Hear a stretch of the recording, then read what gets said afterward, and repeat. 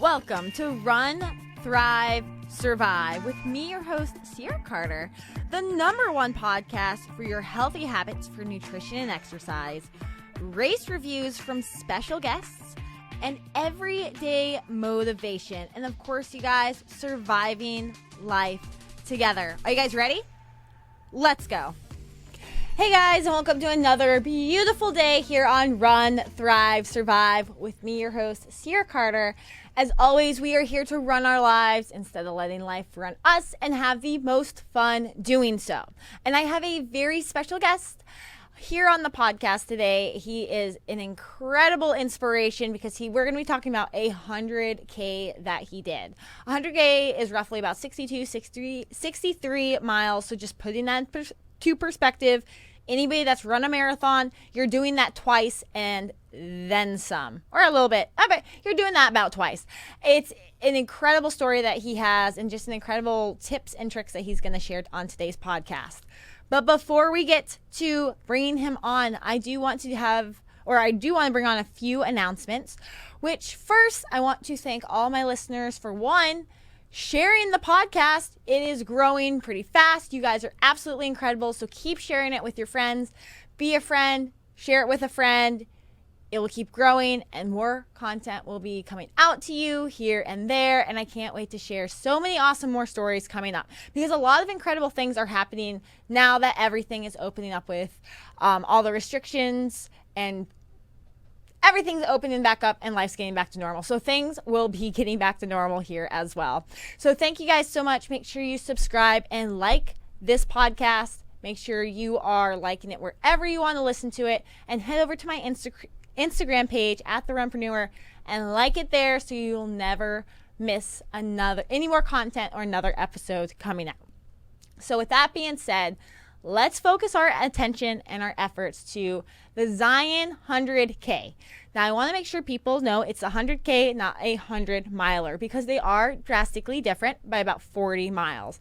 But when you get past anything above 30 or a marathon distance, it almost just seems like the same amount of pain, right? But we're talking about the 100K. The Zion 100K, again, is put on by Vacation Races. Vacation Races has a whole lot of ultras that they offer. They have 50Ks, 100Ks, and 100 milers. This one is specifically in around Zion National Park out in Utah. A gorgeous scenery for something that you're going to be out there doing for a long time. This one that we're talking about today actually took place about a little over a month ago on April 10th and 11th. And you'll come to see that it takes about 12 hours to complete. So it does take up your entire weekend if you're planning on running this. So I wouldn't try to plan back-to-back activities if I were you doing this 100K. It takes place in Apple Valley, Utah. So it's like right outside of Zion. It's not too far. It's somewhere you can still go and enjoy the national park if you can walk afterwards. And there's a half marathon offered, a 50K, 100K, and 100 milers. They all start around 6 a.m. or a little bit before 6 a.m. So just keeping that in mind when you want to go run this. It's an early start, but it's going to be a long day. Now, of course, the weather's pretty mild out there in April. It's between 41 degrees to maybe high 60s, maybe mid 70s. Just depends on the year and the weather, but it's pretty chilly in the morning. I'm not saying chilly as in bone-chilling cold, but I'm saying chilly as in you're going to wish it was that cold all day long while you're running this. Now, if you're watching this on YouTube, I am bringing up a picture of the course. And on this course, it's kind of crazy. I want you to imagine one main road. You have one main road that you're running down, and it's pretty spaced out. It's not a short main road, but off on this main road, there's a couple loops on each side. So it's a loop over here, a loop over there, and you go down the main road, another loop, and another loop that you have to run around just to add mileage. So you're staying on one main path, but there are quite a few loops out and around that are probably going to add 10, 12 miles to it that you're going to have to do. So luckily, it's not just a loop course, but you see the same things over and over and over again for 60 miles, but it is out and back. It does go up and around on loops, and the terrain is pretty rocky. So I'm going to bring up a map of the elevation. And to me, this looks insane. Imagine if you're listening to this on the podcast, imagine looking at two mesa tops. So a mesa is it's pretty much a mountain with the top cut off, if you're not super familiar with it. It's flat mountains, so they look like tabletops, and then there's like a valley. So it's a steep canyon on both sides of these mesas into a valley. That is pretty much what this elevation map looks like. It's two mesas on the side, couple like up and downs here, elevation change. It goes down into a valley. So you can imagine how steep this hill is that you're going to have to run down or run back up. It goes into the valley, lower elevation, and then you have to climb back up to the other side. Zach is going to talk us through how to get through this, because something like this in a 100K is brutal. And he says it himself, so he's going to talk to you how he trained for it and how he got through it. But I'm just telling you right now, that looks insane. I've never even run a race that has that type of elevation change. So again, on this 100K, we're specifically talking about the 100K. We'll talk about the 50 and 100 mile later. But there are 10 aid stations, and 3 of these are water only. So if you're getting ready for the Zion 100K, just remember, 10 aid stations, 3 of them are water only. Now you are doing out and back, so you'll probably pass these aid stations more than once. You're also able to have your own pit crew that's going to be bringing you more water and any nutrition that you need. So just keeping that in mind. What I found interesting for anybody listening to this that knows nothing about 100Ks, starting at about mile 25, they have some pretty neat snacks. I'm going to read off the snack list to you. Boiled potatoes, tortillas with Nutella. That one sounds like my favorite.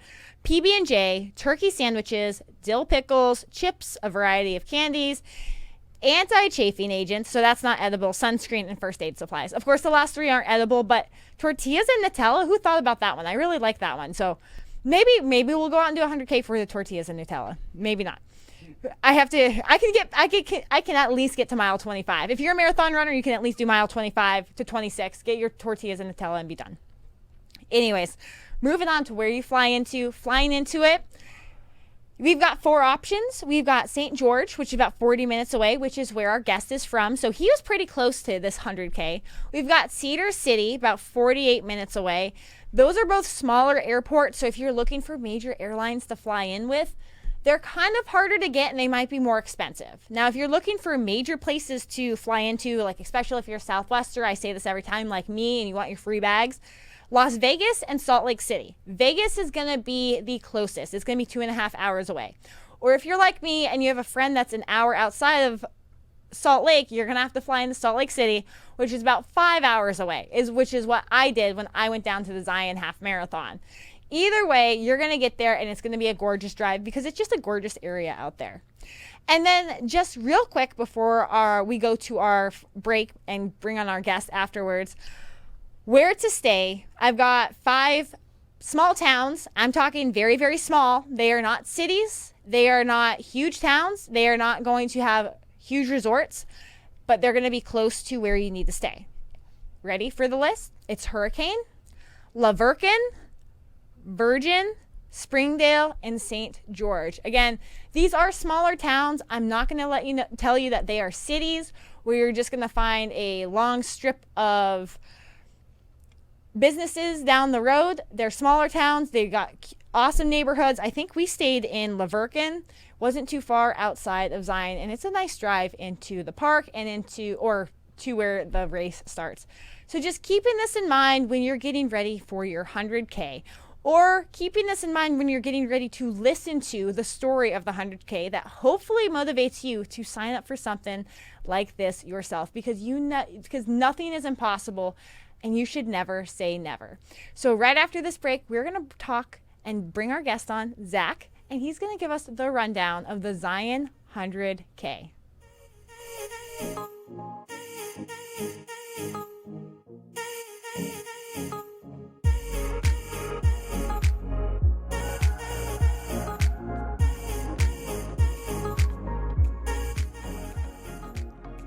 Hey guys, real quick, I want to remind you what Run, Thrive, Survive's mission really is. While it was already on the rise over the last year, we have seen rates of anxiety, depression, and loneliness skyrocket. Taking on the challenge, I believe creating habits to build mental and emotional strength can be key to reversing the statistics.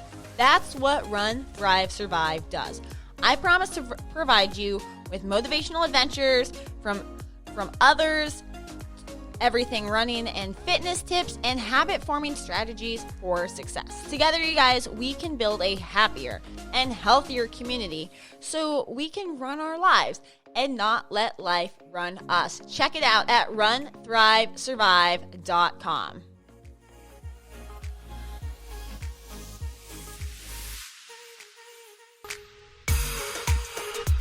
Hey guys, and welcome back from that short break. I've got our exciting guest today, something incredible that I don't think I can do myself.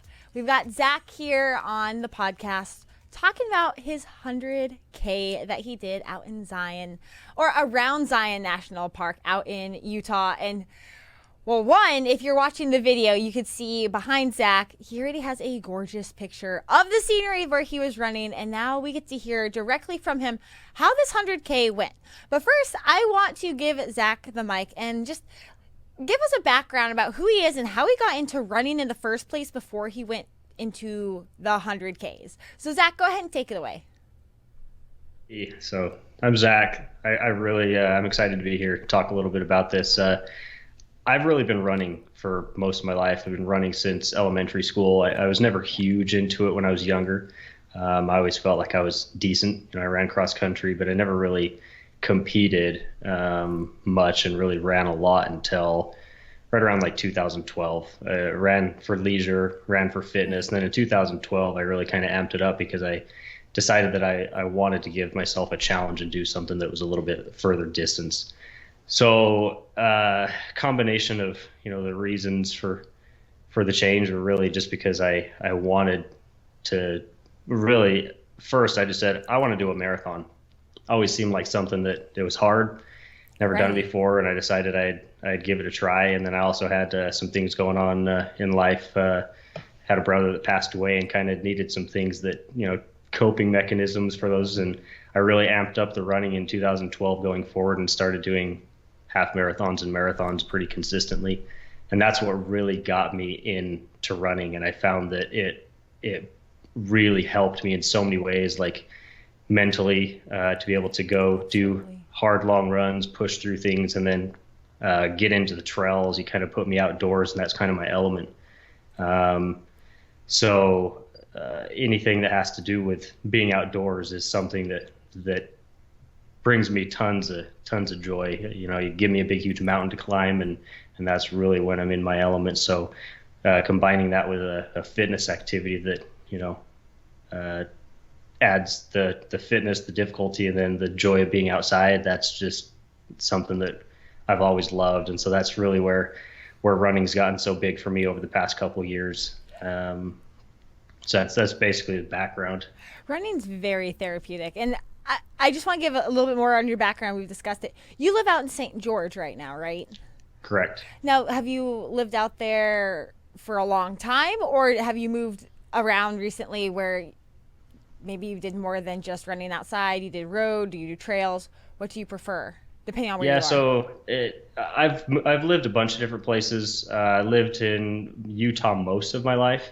I lived in New Zealand for a couple years. I lived in Georgia for about 8 years. So the kind of mix of running environments has been pretty good to me. But honestly, I won't complain about Utah. I think that Utah has some of the best running around. And I started out road running pretty consistently because I started loving marathons because I really got into the details of training programs and all the improvement I was seeing and how well I was doing at marathons. But then I had some friends that said, hey, come do some trail running with us. And as soon as I hit a single track trail, that was it. And it's like, I still run road, but I don't find near the enjoyment in road running as I do on the trails, just because I love the outdoor environment of being in the mountains, being in the trails, and still being able to run doing that. So I've had a mix of, dry desert running, even to the 8 years I lived in Georgia, where it was basically raining on me every day when I ran, those kind of things. So a little bit of everything. Now, how did you make the leap from marathons to 100K? Was it a leap, or was there a build-up? There was a build-up. Okay. I've never been very good at going into something feeling unprepared. my motivation to complete something is all based on my performance. Like I can't just say I want to do a 100K and complete one, or I can't do a marathon and just say I want to complete it. My first one was like that, Right. but then every race since then, I just had this very competitive drive to make sure that I'm improving consistently. And so when I knew I was going from a marathon to 100K, I started with 50Ks, put in some solid training plans for Right. 50Ks, and got to a point where I felt like I was performing well there before I moved on to the 100K. Now, when you signed up for Zion 100K, what kind of training did you start? Did you have to lead into? Because I know it's about 62, 63 miles, Yep. and it's not something. Whereas a marathon, you can go out and train on the weekends the distance. It wouldn't be too bad. It might take you a little bit longer than the actual race, but it wouldn't be as awful. But I assume you weren't running 62 miles as a long run on the weekends. How did that look? How did your training look for Zion? No, so I've noticed that anything over a marathon, you can't throw in just one long run Right. per week. Marathon, you throw in a 1 mile, one long run on a weekend, and then you do some solid training during the week, and that gets you through. Absolutely. But 50K to 100K, I found that you have to back long runs, or you have to throw in multiple long runs or mid long runs in different times. So, maybe one or two 10 to 15 milers during the week with a 30 something miler on the weekend. And the good thing for me is that I have friends who are ultra freaks, honestly, if you want to say Right. that, who I look at them and they do some pretty crazy stuff. Like I've got two friends who set the fastest known times for the Grand Canyon quad crossing, back Right. over back, and those are the people that I look at and I see their training plans and I think, man, I'm doing nothing, but it sure feels like I'm doing a lot. So Right. It's that buildup. You just have to get your body used to it. It's like that one quote where what seems hard now will someday be your warm up. And in the moment, you don't think that, but then you start realizing you do 62 miles just to warm up. It gets kind of crazy, very yeah, extreme but crazy. yeah, Now, and it's definitely a progression. Like I've noticed that the more consistent I've been and the more training I've been over the years, that the recovery comes quicker. The long runs don't hurt as much as they used to. And it right, comes to a point where I guess that's probably what has pushed me to do longer distances, because I do a marathon, and the first marathon, it took me 2 weeks to be able to feel like could walk normal. And then I did right. enough, and it's like 2 days later I could go for a run. And after that, it's like, okay, well, if this doesn't hurt, maybe I should go a little farther and see what Right. else I can do. And you don't realize it until you go farther. When did you run your first, I guess, 50K past a marathon? How long has that My been since you've been doing first these? 50K would have been, it was a Red Mountain Okay. 50K I think it was March 2017 or March 2018. I can't remember which one of those years, but about 3 or 4 years ago. Okay, so it's been a while. So now, when you run Zion, how do you feel afterwards? Oh, miserable. Okay, so maybe uh, we're not there yet. so yeah, honestly, it kind of doesn't matter. I think any race that I ever do, just because of my personality and liking to push hard, everyone Absolutely. hurts at the end because I'm always pushing for the hardest I can. But the ultras Right. 50K distance, it feels like it doesn't matter how much I train. That last hour always seems to be miserable. So the one thing that I've found that makes it more bearable is that if I train consistently and put in solid training plans, it hurts on race day regardless, but the Right. recovery comes a whole lot quicker. So you don't hate it so bad that you never want to do it again, because if you recover quicker, you can at least remember the fun parts of it and not think about how it took you 2 weeks to get on your feet again. Recovery really is key. Now, going back to the Zion 100K, I want you to go walk us through the thought process. So you're at the start line, you just put in all these hours of training and weeks and days and countless miles. How did you feel at the start versus at the very end? And how long did it take you? It took me 12 hours and I think it was 40 minutes. Oh my. Um, and there were so many ups and downs through the entire thing, starting out at the beginning. I think one problem that most people have is not knowing how to pace themselves, and I've been religious at trying to make sure that I hate bonking. I've bonked too many times, and when I've done that, it just makes the whole thing miserable. And if you're miserable for 6 hours, you're never going to want to do it again. So I started out really easy, very comfortable pace through pretty much mile like 40 before I felt like I tried to actually put in some solid effort. But I was happy, easy through mile 20-ish before I felt like there was, much effort above just a general conversational effort. And that picture that's in my background, that was early on when I was still happy, still loving life. I was at like I think I was right around mile like 17 or something. Yeah, like mile 14. Sun was starting to come up, and everybody's still happy, and sunrise was great. The misery came in the middle, really, honestly. Miles like 25 to 35 for me were really hard, but mostly because it was a mental game. And I think that distance, really mental strength, is really what pushes most people through that, because mile 25 to 35, I was miserable for a little while. It was starting to get really hot, and I knew I was only halfway. I still had like 6 hours to go. I was thinking, if I feel like this for 6 more hours, why the heck am I out here today? So there's a lot of that going back and forth with yourself, playing the game of trying to talk yourself into keep going. May I ask you, what was your why for doing this? Because a lot of people, again, that quote, if your why doesn't make you cry, you'll always just give up. Why didn't you walk off the course when you felt like that? What was the driving motivation behind this? I have an internal drive to do well at things. One of my biggest thoughts that I always have is that I want to eagerly do hard things well.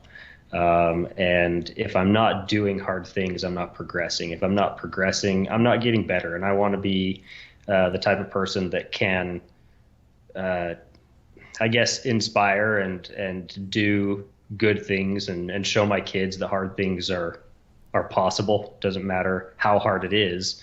You'll do it if you choose to do it. And so if you choose to finish it, you're going to finish it. So I've never honestly considered quitting a race, even though it hurt, halfway. And I was thinking, what did I get myself into? Why did I choose to do this? I don't remember ever actually considering quitting. Now I understand, like throughout this 100K, you were able to have a pit crew, and you sent me a picture. Was that it was your family that was the pit crew? Yeah. How did they? Honestly, sorry, go ahead. No. How did they? I guess cheer you on. How did it feel? They were watching you do this. It was a blast. My wife met me pretty much at every pit crew aid station, stood there with me and gave me all the things that I need, rubbed me down with sunscreen so I didn't melt. And then really that picture that I sent you with my kids was at really one of the most miserable parts of the day. It was starting to get really hot. And it was right around like mile 30. And that's when I was mentally at my lowest, because it was starting to hurt. And I was thinking, I have so many more hours to go. And I didn't know where the kids were going to be. I knew they'd be there somewhere, but they were hiding like in a bush, and I come around this corner and all of them jump out and start running down the road, screaming and yelling. And my 3-year-old has no idea that I'm like falling apart already, and she wants me to carry her for a mile. And it was just, that was the funnest part of the race. They walked with me for a mile, held their hands. They cheered for me and, basically told me I was crazy, but, and that was the motivation to get me keep me moving, because I knew that, they were there to support. So. And they're watching you do this hard thing that, they're going to grow up and probably have the same inspiration to do things. So that's such a good example you're already setting for them. That's such an incredible feeling. I don't have kids, but watching other people glow when that happens, I love it. Now, walking us through, going to the 100K itself. If somebody were to do this, what would you tell them to prepare for? If you could do training differently, what would you do? And how would you tell somebody to prepare for Zion itself? Because I talked about in the introduction, the elevation and how it literally looks like a map where it has two mesas here and then this valley. So you have to go up and down those steep hills.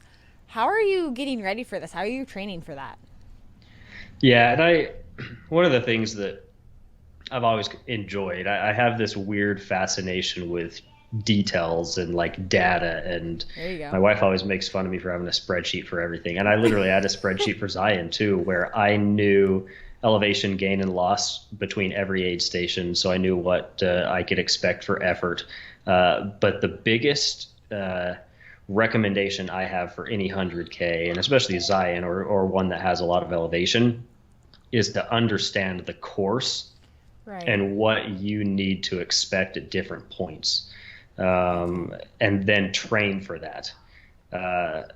This is totally off topic, but one of my favorite stories, Peyton Manning being an amazing football player, whenever he played football in the rain, he never slipped, the ball never slipped out of his hand. And someone asked him one time, how's that possible?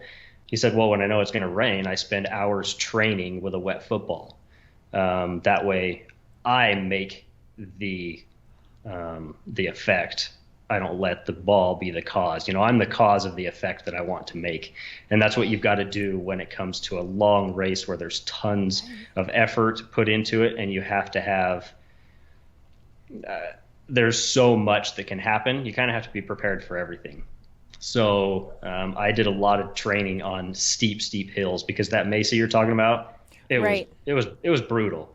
It's like 1 mile with 1,600 feet of climbing. It looks brutal. It looks brutal on a map. I couldn't imagine in person. And this course, the way that they changed the course a little this year because of permits and stuff like that, but that climb was at mile 38. So you're miserable. And for the 100 milers, that climb was at mile 70.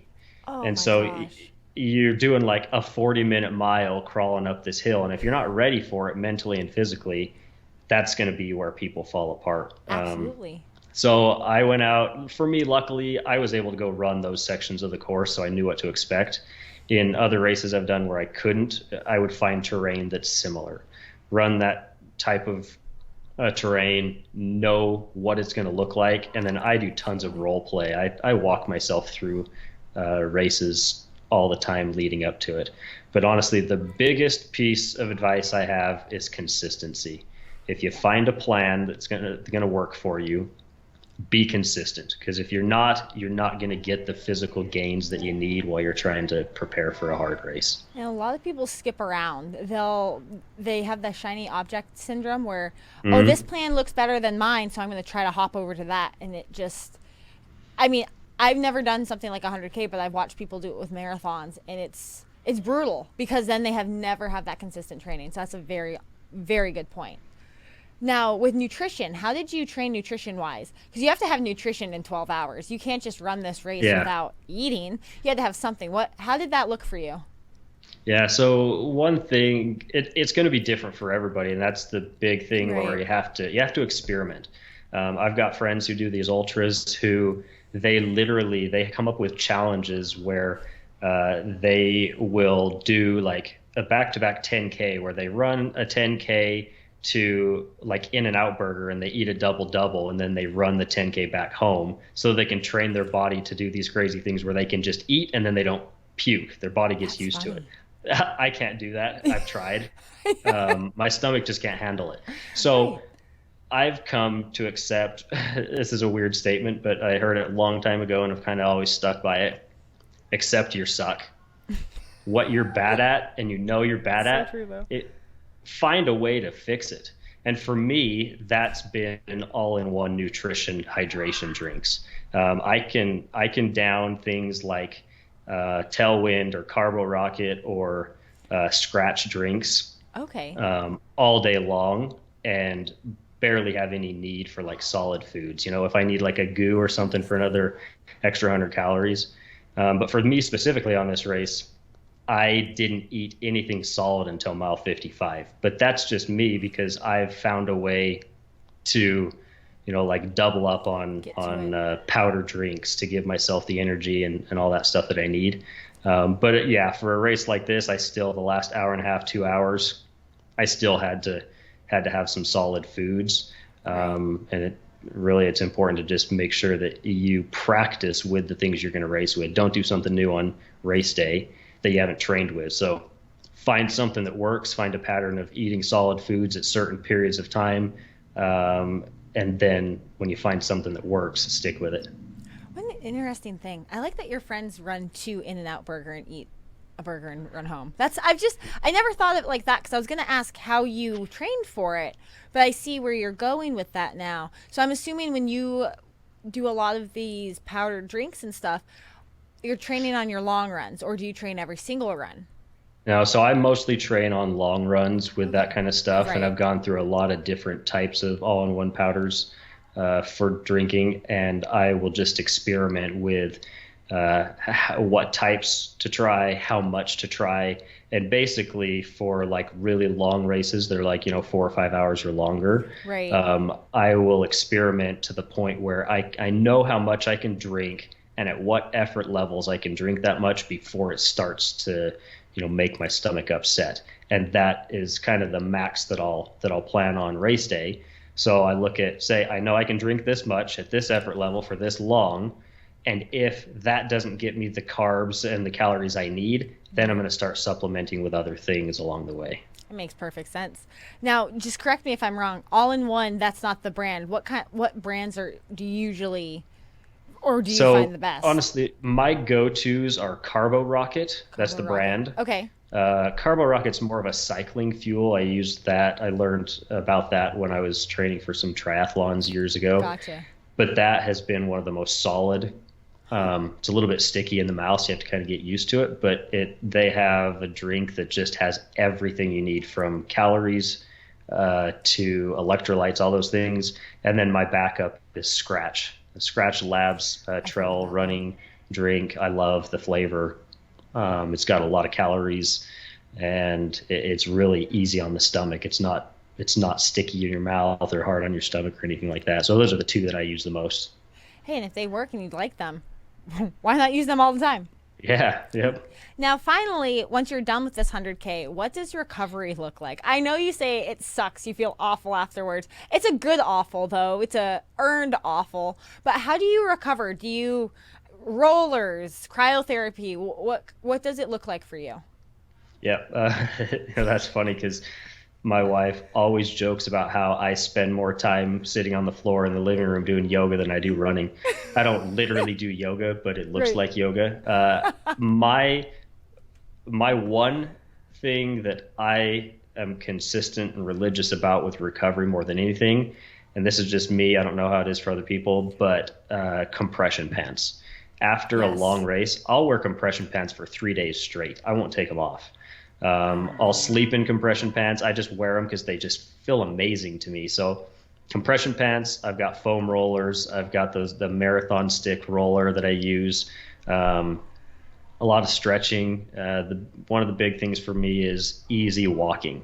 If you sit after something like that, you're going to turn into a big knot. So the only time I stop moving in the 2 or 3 days afterwards is when I'm sleeping. I'll sit down, elevate my feet for periods of time while I'm stretching and stuff. But as long as you keep moving, that usually helps a lot. And then honestly, nutrition. If you don't have a solid nutrition recovery plan to rebuild your body from all the destruction you've done to it, it's not going to recover regardless of some of the other things you do. So Right. proper amount of carbs and fats and those kind of things and protein to make sure that you're giving your body everything you need is incredibly important. Now, let me ask you this. Do you know this from just doing a few races, or did you plan this out beforehand? That's what I was talking a little bit about with my weird obsession with details. And the amount of studying and practicing these things that I've done over the past like Right. 8 years, probably enough to make anybody go crazy. I've read so many books from elite athletes on the things that they do And so most of it is trying other people's recommendations, and mostly, I'll ask friends what they do, especially people I know who have been really successful and good, and then look at what elite athletes do and then try to mirror what they have done and find which of those works best for me. Absolutely. And sometimes it's the trial and error. Like for some people, I'm a huge fan of compression socks, compression pants, compression anything. When your legs are swollen after races, there's nothing better than that feeling of just compression to try to get the blood flowing. But I think another huge one for me is little foot rollers. I don't know if you have that, but you just place it on the ground. I got a little green ball with some big old massive teeth on it that I rub on the bottom of my feet. It's the best thing. Even if you're not a runner, everybody needs one of those. It's one of those necessities. Now, just wrapping it up, because we're getting short on time, what would be your big takeaway, big piece of advice? If it's a motivational quote, if it's just a piece of advice or something you wish you heard before you ran this 100K, what would it be to everybody either running marathons now, maybe thinking on the brink of doing 100K someday, or maybe it's out of their ballpark? What would that piece of advice be to them, from you? My biggest piece of advice. So two things. Yeah. You need to trust your training plan. Most people think for example, when a training plan says run slow, I don't think people have a really hard time running slow. When you're trying to improve, like anything, whether it's bodybuilding or running, you work out hard, and that's what kind of destroys the body and the muscle. And then you have to have recovery time to recover. Your muscles and your body, they actually develop during the times of downtime, not during the actual training time. So trust in the process. If your training plan says run slow this day, run slow. Don't go do a tempo run because you have tons of energy and you feel good. If you don't stick with the training plan that tells you hard workout this day, easy workout this day, you're not going to progress as well. If you do that and you're consistent, it's going to make a huge difference. But the one thing that I think is huge is mental preparation. One of my favorite quotes is, most people don't run far enough on their first wind to realize they have a second wind. If you don't just mentally prepare and mentally commit, a lot of times you're not going to get there because you give up before you actually reach your actual exhaustion point. So be consistent, trust the training plan. Don't show up to the finish line injured because you thought you could do more. Trust the training plan and then mentally prepare. Absolutely. Such great takeaways. Thank you so much, Zach, for coming on today's podcast and just letting us know what this 100K world is all about. I'm excited for people who are getting ready for them. I'm sure all of this is going to help them and just mentally prepare them. So thank you for that. Also, if you enjoyed today's podcast, everybody listening, please head over and like and subscribe to this podcast. Leave a review. Reviews help in the rankings, and also share with your friends, because why not? Maybe your buddy will want to run the 100K with you, and there's nothing better than that. So you guys, thank you so much for listening to today's podcast. Head over to my Instagram, my Facebook at The Runpreneur, or Run, Thrive, Survive, and give that a like too so you never miss any more content. And as always, you guys, get out there and run your lives before life runs you. Bye, guys.